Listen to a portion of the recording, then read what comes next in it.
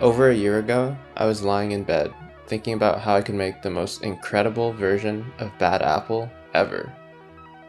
Over the past 2 months, I've spent over 200 hours using 800 plastic apples to do exactly that. This project has been, without a doubt, the most tedious thing I've ever done. That being said, it's been a remarkable journey that took me to unexpected corners of engineering, computer science, and even my own beliefs about humanity. I want to tell this whole story from beginning to end, so please grab a snack and sit back. This is the story of how I made Bad Apple with apples.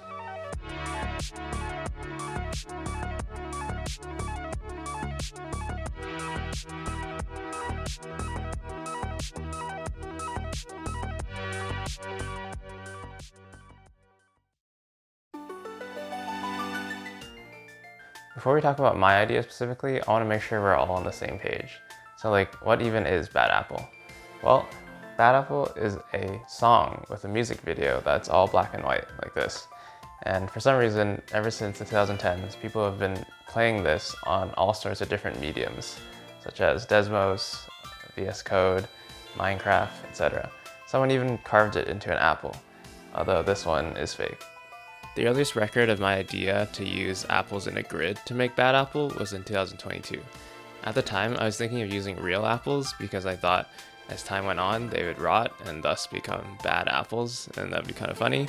So I emailed my local supermarket to ask them if they had any rotting apples that they were throwing away, and I even went in and asked. Hi, this is like a strange request. Could I buy some rotten apples? What? Even if she had given me like 100 apples, which is a ton of apples, I would have only been able to make a 10x10 grid or a 13x7 grid, which is barely enough resolution to recognize Bad Apple. 2023 came around, and one day, while trying to fall asleep, I had the idea of using fake apples. Fake apples are way smaller and also way cheaper. I did some math to figure out what the best resolution would be, and I placed the order for 780 apples. They arrived, and I started cooking.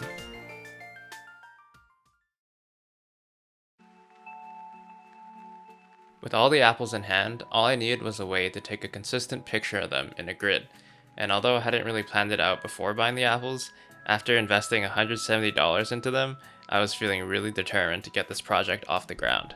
I started by drawing a grid on a big piece of paper and then taping it down. Then I got my microphone stand, and I just happened to have this adapter which let me attach my camera to it. My TV stand was actually too thin for my mic stand to attach properly, so I needed something sturdy and reliable to use as a gap filler, like my TI-84 graphing calculator. Because I used my DSLR as a webcam during the pandemic, I had this cable which let me power it from the wall and some software to control it remotely. This meant that I never had to touch the camera, which is really nice because when you want to take a bunch of pictures and make it look like a video, it's better if the camera doesn't move. Lastly, I stuck on this LED panel that I got from Shopify, and that was the basic setup. Just a bunch of stuff thrown together from various parts of my life. The first bit of code I wrote was also pretty simple. I split the video into frames, and then for each frame I made 2 pictures. One representing what the image should look like when made with apples, and then another representing the difference with the previous frame. The apples I have to add are in green, and the apples I have to remove are in red. This is called a diff, and having both the diff and the ground truth was a perfect combination. The diff let me quickly see which apples I had to change, and the ground truth let me verify that I did it correctly at the end. With just that basic hardware and software, I could have done the entire project. Move the apples, take a picture, repeat. But as I worked, I noticed a lot of opportunities for improvement and iteration. So here's a quick rundown of what I did. First, I made a web app that let me go through the images easier. This was less than 50 lines of code, so don't at me about over-engineering. Every bit of quality of life matters when you're doing something for hundreds of hours. Second, I was wasting a lot of time moving to my laptop, so I got a Bluetooth mouse connected to my laptop, and I also connected my TV so that I could see it more easily. Third, I brought out pillows, a yoga mat, and even e-pads, and this made the whole process way more comfortable. Lastly, I cut the frame rate of the video. I know it's lame, I really wanted to do the whole video, but after spending 3 whole days during winter break working around the clock, I had only completed 5% of the video.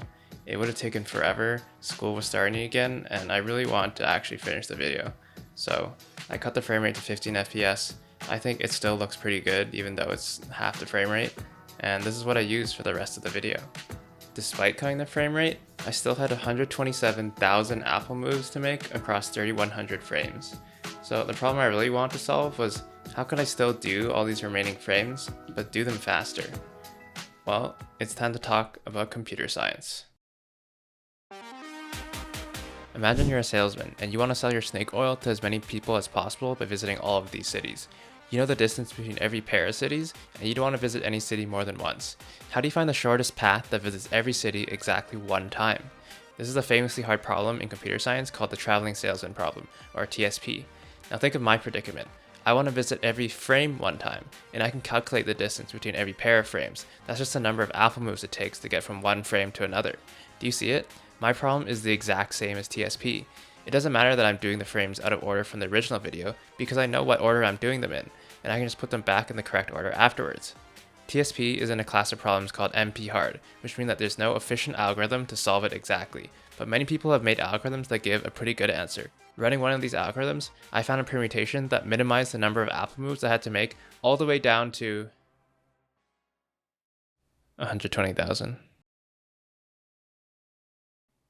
All that effort, and I had only reduced my workload by 6%. No, of course it wouldn't be that simple. The traveling salesman problem? That's child's play.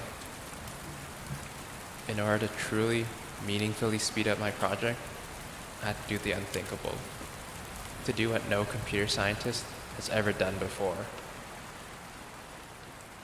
Talk to a girl. Okay, I just really wanted to make that joke. A few people helped me with this project, and that sped it up way more than TSP ever did. This is my friend Andrea. She came over and helped me twice. My friend Andrew helped me once. My mom helped me 2 or 3 times, and the biggest help was my dad, who probably did over 1,000 frames with me. So, thanks, Dad. The rest was me, though. I really did take every single one of the frames that I needed to take. I have almost 4 hours of time-lapse footage, all at 30x speed, and I wasn't even recording the entire time. I listened to music, podcasts, and even my ethics lectures to help me get through all the frames bit by bit. At the end, I wrote an app to help me look for mistakes, another script to white balance all the pictures, I manually did some cropping, and then finally I wrote a script to undo the TSP order and give me the final video. You've waited long enough, so without further ado, here's a bad apple made with 769 apples.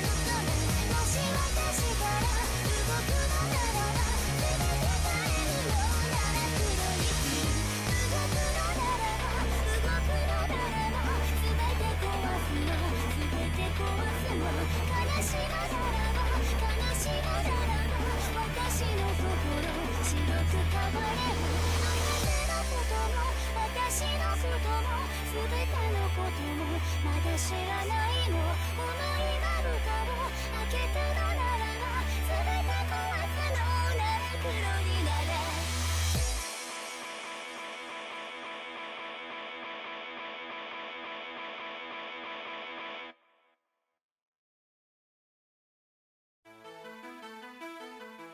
So, that's the video. Every time I watch it, it makes me so happy.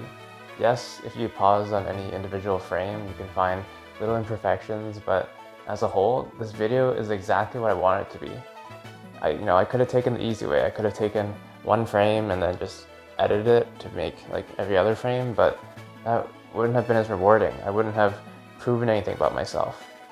I think humans are at their best when we challenge what we think is impossible and truly try to push our limits and explore, right? And I think I did that.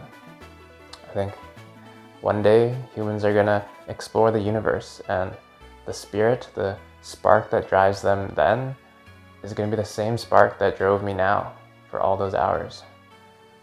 And so, if you have a project you've been putting off, take this as your calling to pursue it, for all of us. Thanks for watching.